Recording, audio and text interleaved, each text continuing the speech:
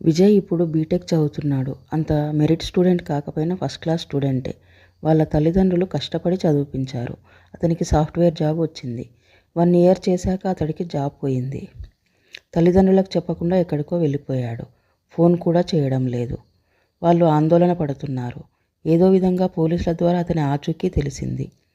తల్లిదండ్రులు అతని దగ్గరికి వెళ్ళి ప్రేమతో "ఏమైంది నాన్న, ఎక్కడికి వెళ్ళావు" అని అడిగారు. వాళ్ళకి మొహం చూపించలేక "నాన్న, నా జాబ్ పోయింది" అని ఏడ్చేశాడు.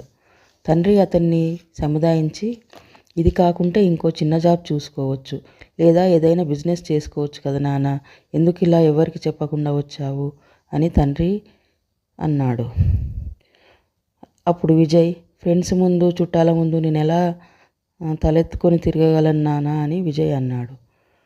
అయితే అతని తండ్రి "మన ఒక్కరికే కాదు, ఎవరికైనా కష్టాలు వస్తాయి.